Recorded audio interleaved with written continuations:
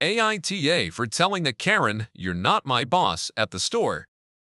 I work the evening shift at a mid-sized grocery where the AC hum is louder than most customers talk. Except tonight's main character.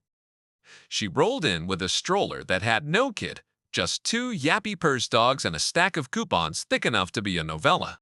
Sunglasses on at 7 p.m., hair sprayed into a hurricane-proof helmet. "Hello, Karen." I greeted her like I do everyone. "Hi there, find everything okay?" She didn't answer. She pointed at a mountain of mix and match snacks. "Price match. All of it." Then she fanned out an ad from a competitor like a magician revealing the finale. The ad was crumpled and sugar sticky. The date, in sad tiny print at the bottom, last week. "Ma'am, this sale ended on Sunday. I can honor our current promos." She slid the sunglasses up like a judge raising a gavel. "The spirit of the promotion is still valid. Other stores honor it." She named none. I offered rain checks for items we actually carried, pulled up our digital coupons, even showed her how to add them. She swatted the screen like a fly.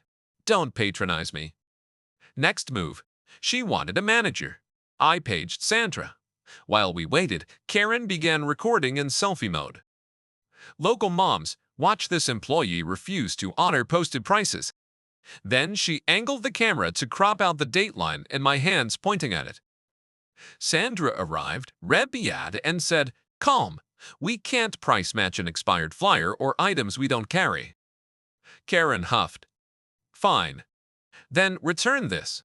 From her tote, she produced a vacuum-sealed steak brick with the barcode shaved off. "Our store has never vacuum-sealed steaks. We custom wrap." Sandra's eyebrow migrated north. "Do you have a receipt?" Karen slapped down thermal paper from a warehouse club that rhymes with ballpark.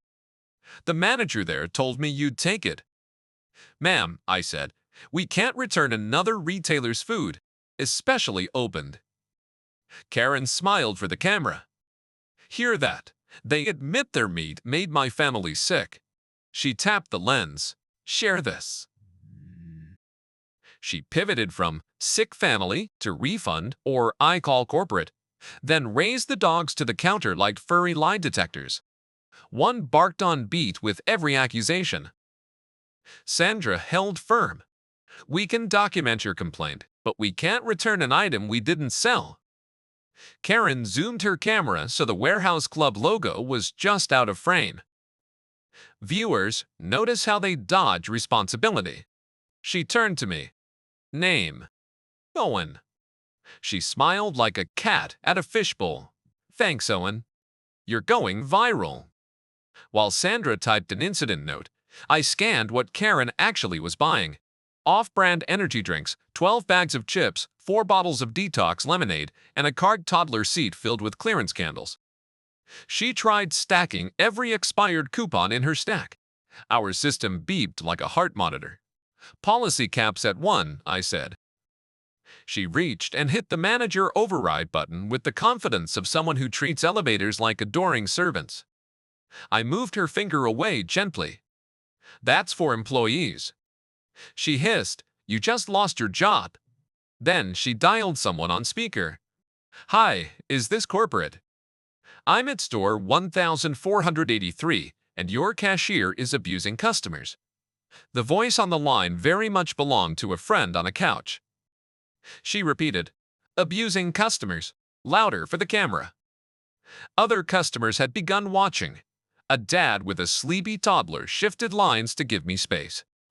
An elderly woman gave me a peppermint as if I were about to go into battle. I kept my tone friendly tense, the retail tightrope. "Ma'am, we'll suspend this transaction until a real corporate rep arrives." Karen jabbed at her cart. "You can't hold my groceries hostage." "They're not paid for," I said. "They're free to leave with you when you are." That line did not help. She squared her shoulders, hit record again, and declared, "Moms, meet Owen, who thinks customer service means humiliating mothers." She panned to the dogs like a jury. One sneezed. She gasped as if it testified. Sandra radioed for front-end support and opened the lane next to me to drain the line. I started a void, documenting each non-applicable coupon. Karen narrated like a nature documentary. Observe the cashier retaliate by canceling my order. I spoke clearly for both her video and our cameras. Ma'am, I'm voiding the parts we can't legally accept. I can ring the eligible items. She held the steak up to the lens like a prop art in community theater. Would you feed this to your family, Owen? The vacuum seal was puffed like a beach ball. I didn't answer. Sandra did. We don't take outside perishables, especially opened. Karen's tone softened into sugar. Then give me store credit. I'll be merciful. Can't, Sandra said. It would be fraud. The word landed like a cymbal. Karen flinched, then doubled down. So you're accusing me of a crime, the dogs yipped. A customer coughed to hide a laugh. The teen with the thumbs up pretended to browse gum and kept watching. I stayed on script. We're not accusing you of anything. We just can't process this return. Karen leaned in so close I could smell aerosol and lemon sanitizer. Being a customer makes me your boss. I heard my voice before my brain approved it. Being a customer doesn't make you my boss. It makes you a customer. Not yelled, not snarky, just steady. Her face did the Windows error sound. She blinked, raised the phone higher, and said, "Syrup gone, steel showing. That disrespect is going straight to corporate." "Okay," Sandra said. "I'll email them first." She printed the incident receipt, circled the policy line, and stapled Karen's expired ad copy to it. Karen snatched the papers like we'd handed her a losing lottery ticket. Then she pushed her cart toward self-checkout, as if software would be kinder than humans. At self-checkout, she tried to ring lemonades as bananas. Max canceled the override, gentle as a librarian, and she abandoned the lane to storm back to mine. She rolled up with fresh fury. "I'm completing my purchase here because he is retaliating." She pointed at Max like he'd keyed her car. Sandra, saint of patience, replied, "We're happy to finish your order without expired price matches or fraudulent returns." Karen cracked her knuckles over the keypad and resumed stacking coupons. Each denial beep was a metronome. She looked into her camera. "Viewers, remember how small businesses used to care? Our store is part of a national chain larger than the moon, but sure." I rescanned what qualified. The total climbed honestly. She pretended to faint at the number. Then came the shove. She pushed the steak brick across the counter toward our Badger station. The seal burped. A sour smell rose like a ghost. Customers stepped back. I hit the emergency spill key. The belt froze. "Ma'am, you can't place unsafe food here." She filmed the puddle. "Proof your meat is rotten." "That isn't our meat," Sandra said, pointing to our brand logo above the genuine meat case and back at the warehouse club brick. The difference was not subtle. Karen's friend, yes, apparently she had a hype woman somewhere off camera, started chanting, "Refund, refund." The dogs harmonized. My radio chirped. The grocery manager asked if we needed security. Sandra said, "Not yet." The dad with the toddler stepped forward. "Ma'am, can you let the line move?" Karen swiveled, found a new enemy, and began lecturing him about parental standards while her own phone kept filming the wrong villain. The elderly peppermint lady set another candy beside my register like a tip for composure. I said, "Ma'am, we can complete the purchase for the items that qualify, otherwise we'll have to cancel." She went still, then smiled with all teeth. "Go ahead. Cancel it." I voided the order for the record, stamped "canceled," and handed it over. She flashed it at her phone like a trophy, abandoned the cart, and swept out as the doors whooshed. I thought the storm was over. I sanitized the belt, logged the incident, and took my break behind the dairy cooler. That's when Sandra found me. "Corporate emailed," she said, voice neutral. My stomach did a double drop. She slid her phone over. A forwarded link glowed at the top. A Facebook group called Local Honest Moms, where Karen's clip was already boiling. The caption: Employee Owen refuses to honor advertised prices and mishandles spoiled meat. Share to protect our families. The video artfully missed every date stamp and the ballpark receipt. Comments multiplied like gremlins. Boycott, call the health department, one suggested doxing. Someone claimed her cousin's baby fainted from our air fresheners. People were tagging the chain, our location, me by name.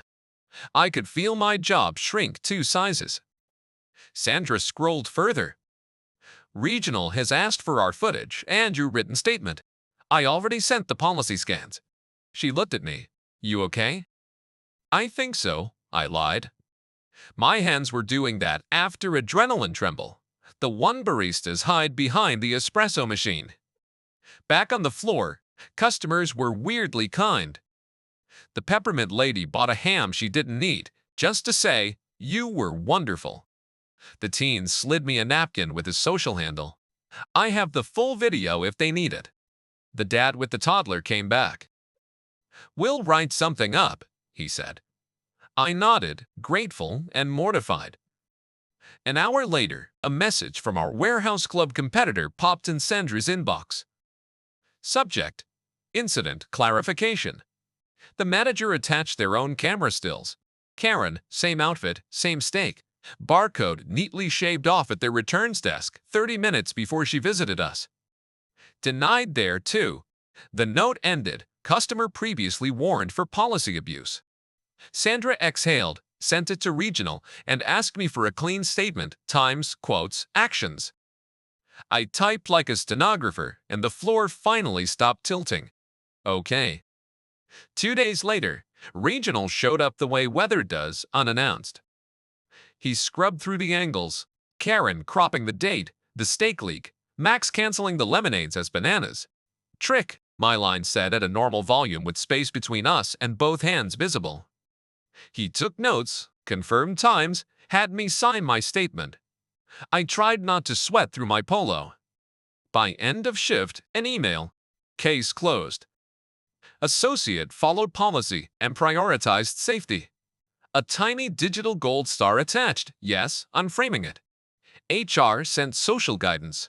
Don't engage, screenshot threats, forward to legal. In Local Honest Moms, comments went dark. Before the lock, a couple people posted the warehouse club stills Karen in the same outfit with the same steak, barcode neatly shaved off. The teen from our line DM'd the full video to the store account. Corporate thanked him with a voucher. Peppermint lady dropped a note. Don't let bullies set store policy. Karen came back today in sunglasses and matching dog sweaters that said, Be lest. She picked another lane and told the new cashier our old guy is rude. I'm 24. Max shot me a look. Sandra smiled into her sleeve. The belt hummed. I breathed. So here's my question. AITA for refusing to honor an expired ad, denying a return of opened perishables from another store, freezing the belt when the package leaked, and saying once calmly, being a customer doesn't make you my boss, knowing she was filming and it could blow back on me. Part of me thinks full robot mode would have been safer. Another part thinks a clear boundary said once is part of the job. Our policy bars expired competitor ads. Bars returns of perishables we didn't sell, and requires pausing belts for contamination. Verdicts welcome. It's your turn now. Share your thoughts in the comments. If this story kept you listening, give it a like and subscribe to the channel. Thank you for watching, and see you in the next one.